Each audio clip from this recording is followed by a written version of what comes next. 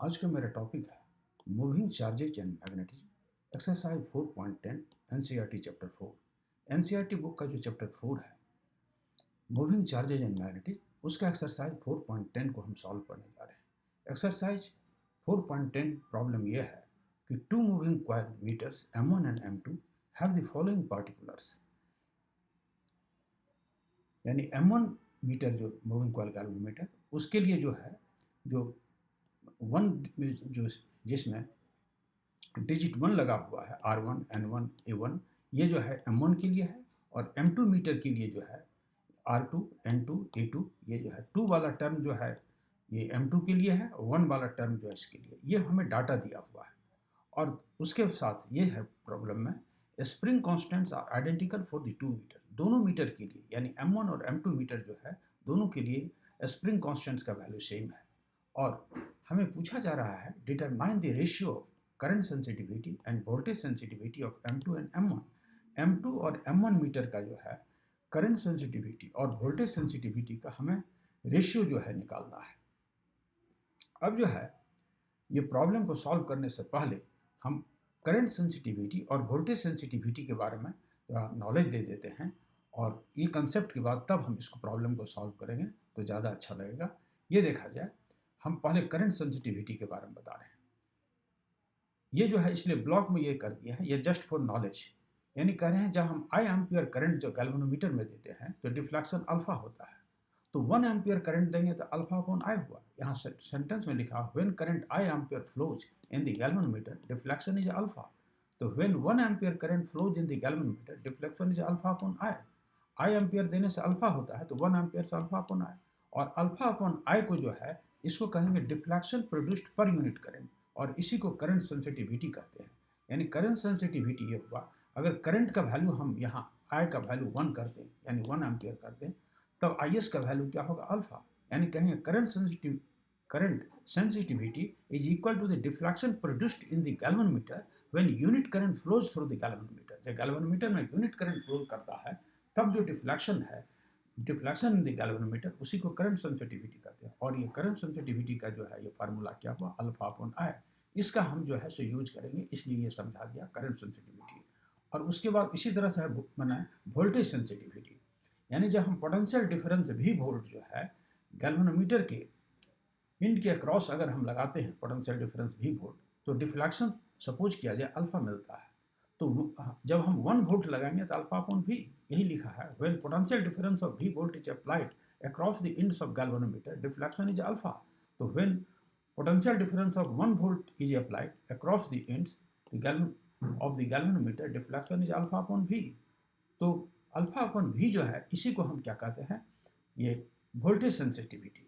तो voltage sensitivity क्या हुआ अल्फा अपॉन V, यानी deflection produced per unit volt, माने यूनिट वोल्ट के लिए जो डिफ्लेक्शन हुआ उसी को हम क्या कहते हैं वोल्टेज सेंसिटिविटी। यानी अगर V का वैल्यू हम 1 कर दें तो VS का वैल्यू क्या होगा अल्फा। यानी VS जो है यानी voltage sensitivity is equal to the deflection produced in the galvanometer when unit potential difference is applied across the ends of माना गैल्वेनोमीटर के इंड्स के अक्रॉस अगर 1 वोल्ट हम अप्लाई करते हैं तब जो है हमें जो डिफ्लेक्शन होता है उस डिफ्लेक्शन को हम वोल्टेज सेंसिटिविटी कहते हैं। और ये जो है ये फार्मूला हम यूज करेंगे VS equal to alpha upon V। यानी डिफ्लेक्शन ये डिवाइडेड बाय क्या हो गया वोल्टेज, यानी deflection produced per unit voltage per unit volt, और ये हो गया माना deflection produced per unit current. तो आई एस का वैल्यू अल्फा अपॉन आई हुआ और वी एस का वैल्यू जो है अल्फा अपॉन भी। इस दोनों फार्मूला का हम यूज करेंगे। ये जो हुआ ये जो ब्लॉक में बताए थे ये जस्ट नॉलेज के लिए बताए। अब मेरा जो एम है क्या, determine the ratio of current sensitivity and voltage sensitivity of M2 and M1। M2 और M1 जो गैल्वेनोमीटर है इसी दोनों का जो है सो रेशियो निकालना है करंट सेंसिटिविटी का और वोल्टेज सेंसिटिविटी का। अब जो है हम अपने प्रॉब्लम पर आ रहे हैं। ये जो है ये देखा जाए, यहाँ लिखा solution if K with a spring constant for each meter then for a galvanometer. यहाँ हमको ये डाटा में दिया हुआ है the spring constants are identical for the 2 meter. दोनों मीटर के लिए जो मीटर हमें क्वेश्चन में है M1 और M2 दोनों के लिए जो है स्प्रिंग कांस्टेंट सेम है। यानी ये जो है यही लिखा है यहाँ सॉल्यूशन में if K with a spring constant for each meter then for a galvanometer. तब गैल्वेनोमीटर के लिए ये फार्मूला आप थ्योरी में पढ़े हैं कि N I B A equal to K alpha, जहाँ एन क्या है, number of turns in the coil, I जो है current in the coil, B जो है मैग्नेटिक फील्ड है, ए है एरिया ऑफ द कॉइल, के है गैल्वेनोमीटर कांस्टेंट, और अल्फा जो है माने ये गैल्वेनोमीटर कांस्टेंट या स्प्रिंग कांस्टेंट है, और अल्फा को कहते हैं ये डिफ्लेक्शन प्रोड्यूस्ड। तो यहाँ सारे टर्म को लिख भी दिया है, N is the number of turns in the coil, B the magnetic field, A area of the coil, alpha is the angle of deflection. और करंट सेंसिटिविटी का डेफिनेशन अभी बताया कि I S equal to alpha upon I, जो यहाँ समझाया था कि आई एस यानी current sensitivity equal alpha upon I, यानी when one I equal to unity then IS equal to alpha. So current sensitivity is equal to the deflection produced in the galvanometer when unit current flows through the galvanometer, that is IS equal to alpha upon I. इस formula का हम इस्तेमाल यहाँ कर रहे हैं current sensitivity निकालें तो IS equal to alpha upon I। और ये जो इक्वेशन जो बोले गैल्वेनोमीटर के लिए होता है NIBA equal to K alpha, इस इक्वेशन में क्या करते हैं, अल्फा और I को एक तरफ कर देते हैं, तो NBA डिवाइडेड बाई के एक दूसरे साइड चला जाएगा, यही लिखा from equation 1 alpha upon I को NBA अपॉन के लिख सकते हैं इस इक्वेशन से, माना अल्फा अपॉन I को NBA अपॉन के, यही लिख दिया यहाँ from equation 1 alpha upon I को NBA अपॉन के। तो अब जो है यहाँ जो हमको करंट सेंसिटिविटी का जो फार्मूला अभी बताया IS इक्वल अल्फा अपॉन आई, तो अल्फा अपॉन आई की जगह पर NBA अपॉन के हम रख देते हैं। और ये जो हुआ ये मेरा मेन जो माना करंट सेंसिटिविटी का ये फार्मूला हुआ, लेकिन हमको रेशियो निकालना है करंट सेंसिटिविटी का, माना M2 मीटर का और M1 मीटर का। तो M2 मीटर का जो करंट सेंसिटिविटी है उसका नाम हम IS2 लिखा, और M1 मीटर का जो करंट सेंसिटिविटी है उसका नाम IS1 लिखा। तो यहाँ जो है M2 मीटर के लिए जो है ये डाटा NB का नाम होगा N2 B2 A2, और M1 मीटर के लिए हुआ N1 B1 A1, और स्प्रिंग कांस्टेंट दोनों में सेम है, इसलिए यहाँ भी के डिवाइड किया, यहाँ भी के डिवाइड किया, और इस फार्मूला को यहाँ सेटिंग किया। अब के कैंसिल हो गया, तो IS2 by IS1 equal to N2 B2 A2 और divided by N1 B1 A1। ये जो डाटा जो है ये हमें जो है शुरू में ये डाटा दिया हुआ है प्रॉब्लम में, यहाँ देखा जाए, यहाँ हमको N2 का वैल्यू, A2 का वैल्यू, B2 का वैल्यू, और फिर उसी तरह से N1 B1 और A1 का वैल्यू, N1 का वैल्यू 30 है, A1 जो है 3.6 into -3 meter square, B1 equal 0.25 tesla. उसी तरह से ये सारे वैल्यू हमें डाटा दिए, इस डाटा को यहाँ हम सेट कर देते हैं इसमें जो है।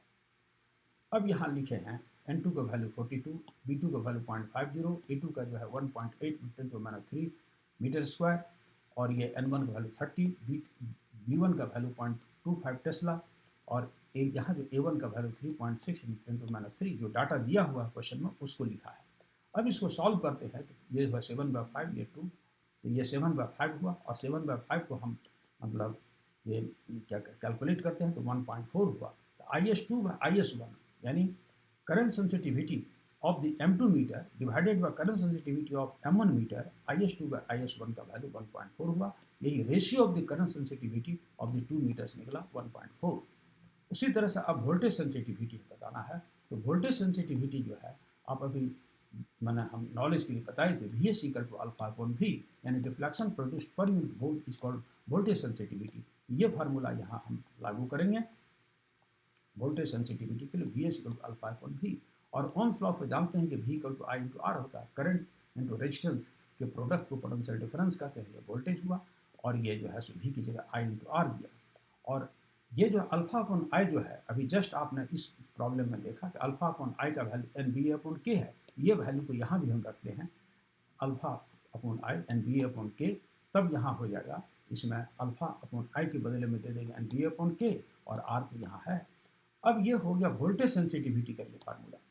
अब जो है M2 मीटर के लिए VS का नाम VS2 दे देंगे, और M1 मीटर के लिए VS1 दे देंगे, और इसमें जो डाटा जो है यानी 2 है तो इसमें N2 B2 A2 और R2 होगा, N1 B1 A1 R1 हुआ इसके लिए, और K दोनों में स्प्रिंग कांस्टेंट है।